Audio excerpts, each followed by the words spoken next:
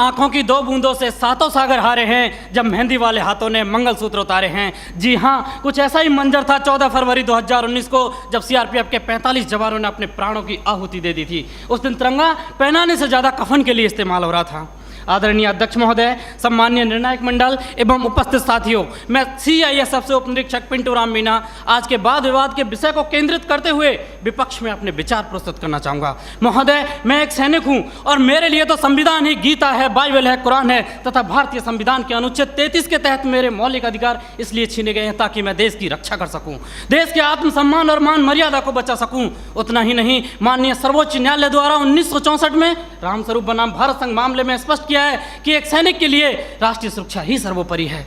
जबकि महोदय, आज हमारे देश में खौफनाक मंजर को देखकर यहाँ की जनमानस मौत से मोहब्बत और जिंदगी से नफरत करने लगी है, क्योंकि अपराध के मुकाबले कानून बौना नजर आने लगा है और ये मानव अधिकार तो अपराधियों के हित में तन जाते हैं। इसीलिए तो रोज भेड़िए साक्षात छाती पर चढ़ जाते हैं।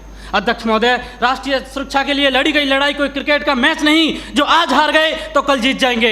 ये वो जंग है जो आज नहीं जीती गई तो कल देश को वीरान कर देगी। इसीलिए इसको जीतना बहुत जरूरी है और हम रोज जीतते हैं तभी तो पंजाब की तर्ज पर जम्मू कश्मीर और उत्तर पूर्वी राज्य भारत के नक्शे में हैं। नहीं तो युद्ध विराम संधि, शिमला समझौता और ताशकंद जैसे कई समझौते रोज जम्मू कश्मीर की घाटियों में बेआबरू होते हैं।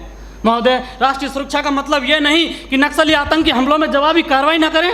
राष्ट्रीय सुरक्षा का मतलब आतंकवाद, नक्सलवाद, उग्रवाद को खत्म कर देश के कोने कोने में शांति स्थापित करना है। और अगर शांति स्थापित करना है तो आतंकवाद और नक्सलवाद को पोषित करने वाले तथा उन्हें हथियार मुहैया कराने वाले राष्ट्रों पर प्रतिबंध लगाने की जरूरत है। जरूरत है न्यायिक प्रक्रिया को सुधारने की, टेरर फंडिंग और साइबर क्राइम को रोकने की। आज जरूरत है राजनीतिक इच्छा शक्ति की। महान राजनीतिक चाणक्य ने भी कहा कि कोई भी नियम राष्ट्र और राष्ट्रहित से बड़ा नहीं होता। किंचित ऐसा है तो उसे तत्काल बदल देना चाहिए।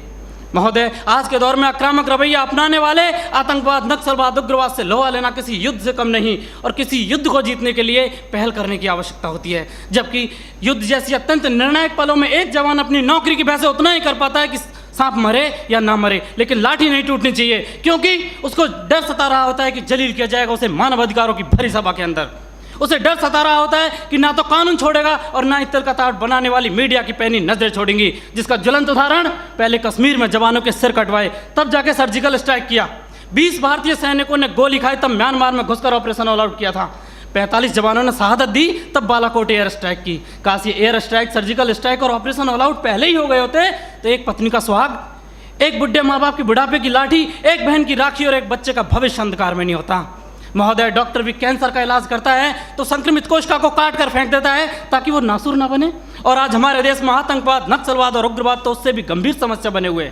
ये एक नहीं, दो नहीं, तीन नहीं, हजारों निर्दोष लोगों की जान ले लेते हैं। महोदय, मेरे विपक्षी साथी किन दरिंदों के लिए मानव अधिकारों की दुहाई दे रहे हैं? उनके लिए जो विश्व के सबसे बड़े लोकतंत्र में सत्ता का गलियारा बंदूक की नली से नापना चाहते हैं, या फिर उनके लिए जो राजनीतिक शून्य, आर्थिक विफलता और अराजकता फैलाना चाहते हैं, या फिर उनके लिए जिन्होंने 38 भारतीय नागरिकों को इराक के मौसूल में मौत के घाट उतार दिया था और उनके घर वालों की पथराई आंखों को मिला भी तो सिर्फ ताबूत और ताबूत में मृत्यु प्रमाण पत्र, या फिर उनके लिए जो राष्ट्र विरोधी नारे लगाते हैं, अब जलम शर्मिंदा है, तेरे कातिल जिंदा हैं, कौन है अफजल का कातिल, भारतीय संविधान या सर्वोच्च न्यायालय? क्यों दरकिनार करना चाहते हैं मेरे विपक्षी साथी इन सब घटनाओं को? क्योंकि साथ सच्चाई को बर्दाश्त करने की क्षमता नहीं रह गई आपके अंदर। महोदय, सच ये है कि हमारी बंदूक की नली से निकली हुई गोली को 1000 बार सोचना पड़ता है कि उसे कब, कहां और किसे लगना है, जबकि एक आतंकवादी की गोली को कोई निर्णय लेने की आवश्यकता नहीं होती। एक जवान की उंगली अगर ट्रिगर पर है तब हम यहाँ खुली हवा में सांस लेते हैं। -40 डिग्री तापमान पर एक जवान अपनी हड्डियां गलाता है तब हमें सहूलियत मिलती है बुद्धिजीवियों की तरह बातें करने की, सहूलियत मिलती है संवेदनशील होने की, डिस्को जाने की और त्यौहार मनाने की। अध्यक्ष महोदय, सच्चाई यह है कि दुश्मन देश के बाहर ही नहीं, देश के अंदर भी हो सकता है। मंदिर, मस्जिद और गुरुद्वारे में भी हो सकता है, यहाँ तक कि सदन के अंदर भी हो सकता है, जिसे नकारा नहीं जा सकता। और ये मेरी जिम्मेदारी है कि बाहर भीतर हर तरफ देश की रक्षा करूं, और ऐसा करते वक्त अगर मेरे और मेरे परिवार के मानव अधिकारों को कुचलना भी पड़ा तो मेरे लिए सौभाग्य की बात होगी। अंत में फैसला माननीय निर्णायक मंडल के ऊपर छोड़ते हुए भूतपूर्व प्रधानमंत्री श्री अटल बिहारी वाजपेयी जी की चंद पंक्तियों के साथ मेरी वाणी को विराम देना चाहूँगा कि ये बंधन की भूमि है, अभिनंदन की भूमि है, ये तर्पण की भूमि है, ये अर्पण की भूमि है, इसका कंकर कंकर शंकर है, इसका बिंदु बिंदु गंगा जल है। हम जिएंगे तो इसके लिए, मरेंगे तो इसके लिए, और मरने के बाद गंगा में बहती हुई हमारी अस्थियों से कोई कान लगाकर सुनेगा तो सिर्फ एक ही आवाज़ आएगी, भारत माता की जय।